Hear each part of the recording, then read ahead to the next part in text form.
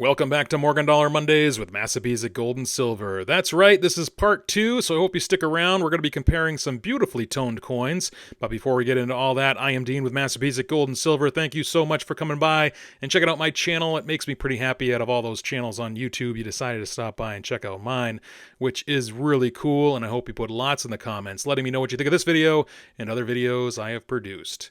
So if you joined me this morning on Monday, you would have seen this beautiful coin.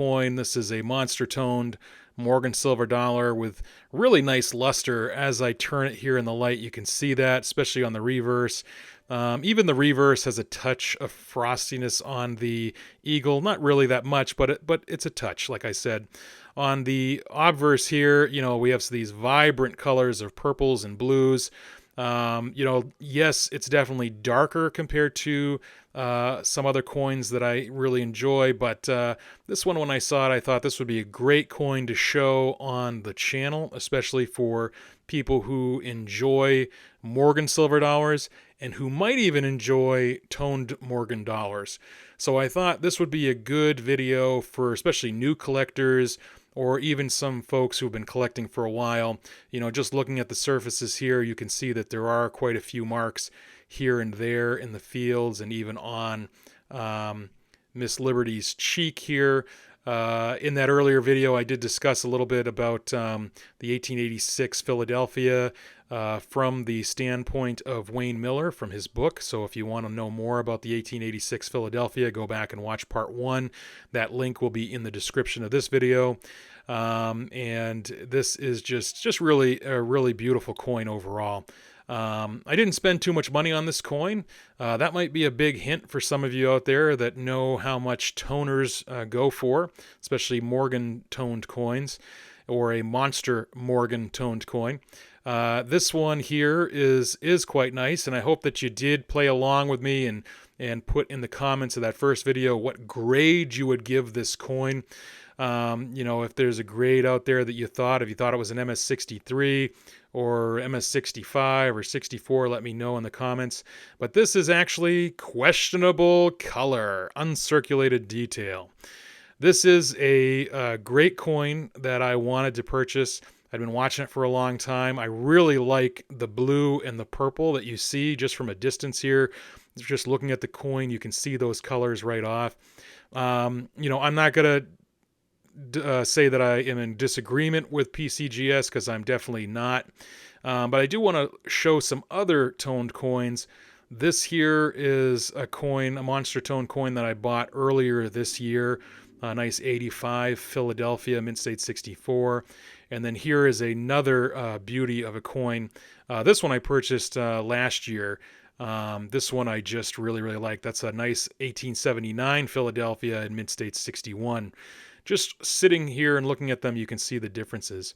This is actually a coin that I recently purchased as well. This is another beauty, but you can see the toning's a little subdued. It's kind of less obvious.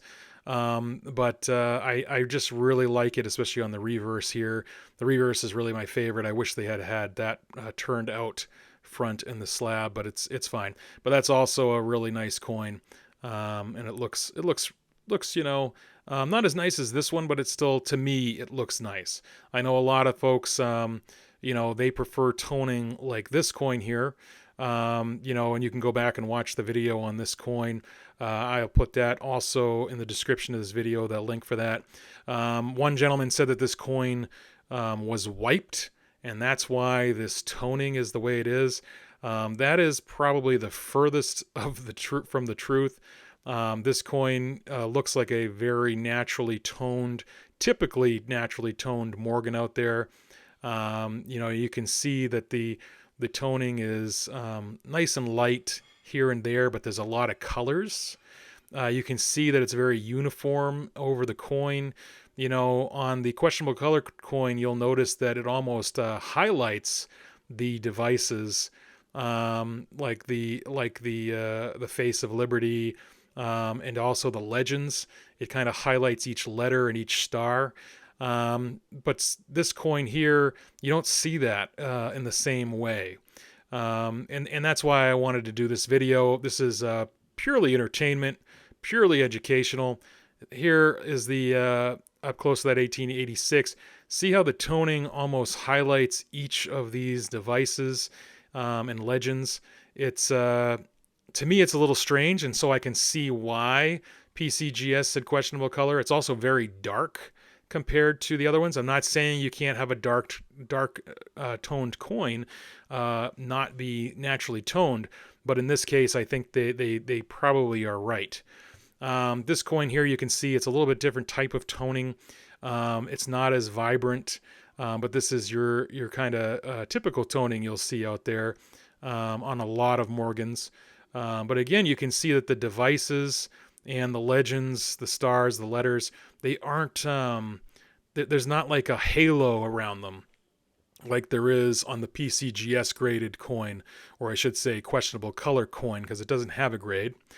On the reverse here, again, this has that darker toning that is on the 1886, but you'll notice again, even with this darker toning, it doesn't seem to highlight around the letters or the eagle's wings or anything like that. It's just simply on the coin itself.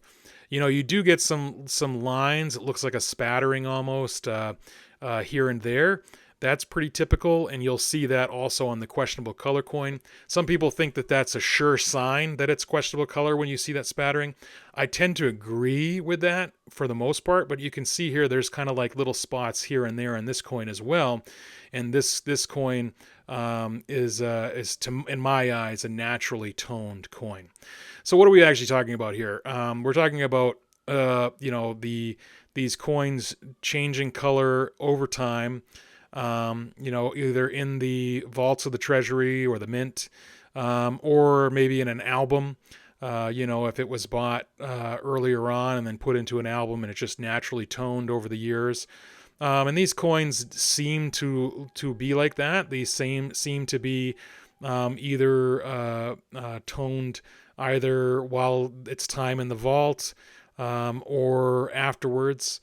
But it's just when you compare the two, just the vibrancy of this coin, the questionable color coin, is just night and day. I will say, according to one website, the purple and blues is kind of the last phase of toning. And they argue that it can be quite dark, but you can see here, you can still see some of those reds and purples and blues on this coin, but we really have to turn it in the light to catch the glimpse of that. And you can see with the questionable color coin, we don't have to turn it in the light at all. It's quite obvious. That also goes to questionable color. Would you buy a coin that's questionable color? I did, because I enjoy the look of the coin. Do I care if it was artificially toned or if it was naturally toned? I really don't care. This coin here that I'm showing you, this 1885 Philadelphia, cost me well over $600. This coin here, this nice 1886 with this questionable color on it, cost me a little under $200. So, if this had a grade on it with this color, we're talking probably well over $1,000. But I get to enjoy it because PCGS put a questionable color coin or attribution on it. So for me, I like the coin, I like the color, and I'm not afraid of that questionable color sign. And if I wanted to resell it, I think somebody would buy it because they would appreciate the color and they won't care about the questionable color. And if I can't sell it again, I can always just crack it out. Anyway, everybody, I hope you enjoyed today's video, and until we meet again, stay safe and continue to enjoy.